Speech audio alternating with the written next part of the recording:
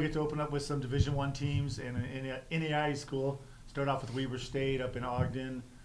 We were hoping to play a week later, but it's the only time they could squeeze us in. So we got Weber State up first. Then we had to head up to Pocatello, and we play Lewis and Clark, which is a good NAIA team. And then we finish up on Sunday with Idaho State men and women. And then between the fall season and the spring season, what's been the thing the team's been working on the most, both men and women? Well, we really upped the conditioning. Carson Piper, hope I said her name right. Chuck's niece has done a great job down there, and Coach Smith has really upped the conditioning in the off season. The NCAA cuts our time on the tennis court to 4 hours of tennis and 4 hours conditioning. So we've been working hard in the weight room, and Coach Smith is a really good CrossFit guru. So in fact, a couple kids already texted me this week, are we going to be doing that this week because we're getting ready to play? I'm saying, well, it won't be as intense, but Dave will be definitely pushing them. So, and then just getting back, we've been hitting down at the indoor clubs, at the indoor club here in town, since we'll be playing indoor tennis. So I think we've really upped the conditioning and the strength conditioning. Questions? Yeah, Kristen, going into the new season, what are some of your personal goals? So it is my senior year, so most of my goals kind of revolve around just going out there and having fun, more so than the results. I found myself kind of doing that last fall. I kind of went out there and realized it was my last time going on the court for a couple of those matches and realized it was my last ITA and stuff like that.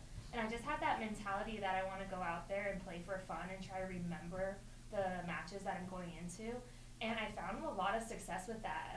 I found that if you have that mentality going forward, almost the results come after that. So I'm excited just to go and have fun and kind of live the last couple matches that I have here.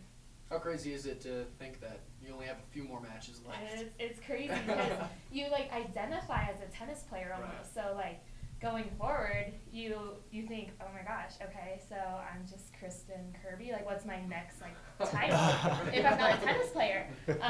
So it's gonna be exciting to see what that is, but. Yeah, it's kind of nerve-wracking, kind of exciting at the same time. Do you have any idea of what the next title Yeah, could be? I want to go to a physical therapy school. Oh, cool. So hopefully DPT will follow the name instead of a tennis player. Nice. Yeah. What's the mindset for you guys going from fall season pretty successful competing in the Pac West and then going into spring season? It's a little bit colder outside when you guys are outside practicing. Obviously, you said you got some indoor games coming up, but what is the mindset going into it after taking some time off, and what's kind of this first weekend telling you guys? Yeah, the fall season, like Kristen mentioned, the ITA, the fall for, I think, tennis is mostly kind of more of an individual.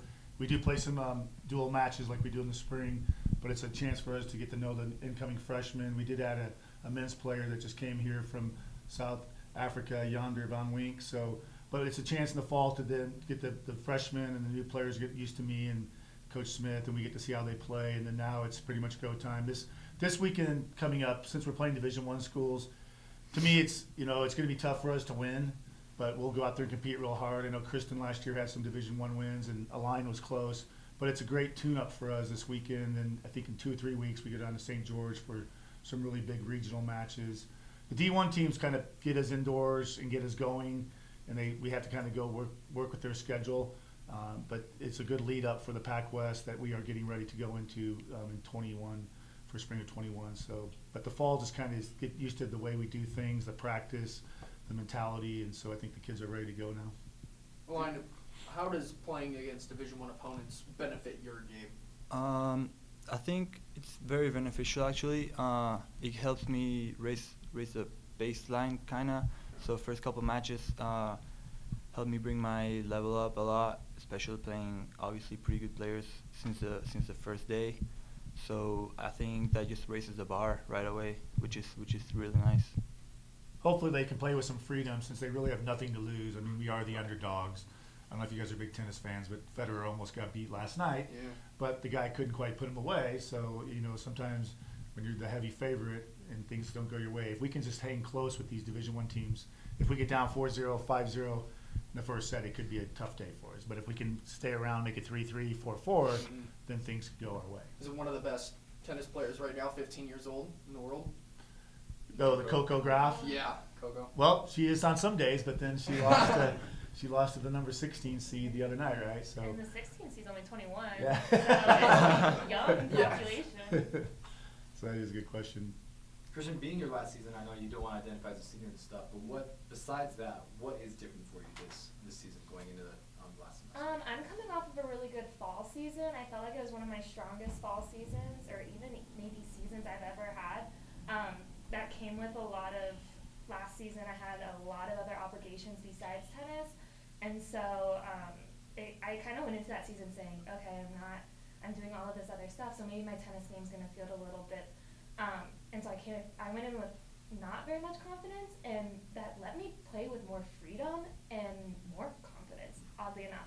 And so I'm really hoping that just like continues into the spring, and I can take that into the spring and have that confidence, that freedom on the court, and like kind of just play like I know I can, hopefully.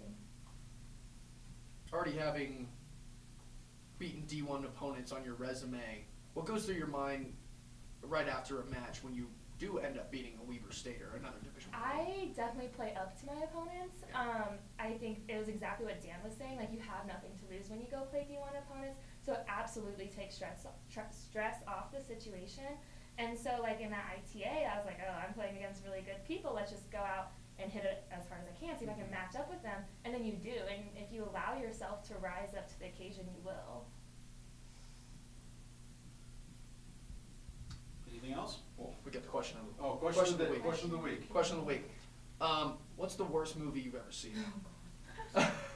Is this for Alain? They're for everyone. I got one. True Grit. I went with my. I hated that movie. I was like. True Grit. 8. I was like 8 when I went to that movie, and my parents drugged me The to one with there. Jeff Bridges and John Wayne. I had a pin. John Wayne or Jeff Bridges? I don't know, You like probably the don't new get- one. The The newer one. I had a pin in my pocket, and I took it out and wrote "Help me" on my wrist. Okay. So- I'm gonna go with Caddyshack 2. Wasn't there like a Caddyshack 2? yeah. There's a Caddyshack too. It didn't even have any like members of the original cast, right? I think it did. Yeah. I'll go with The Life of Sohan, Oh. Adam Sandler. It's pretty funny, but like at the same time, I was like, oh, am I really watching this right now? That's good. That's good.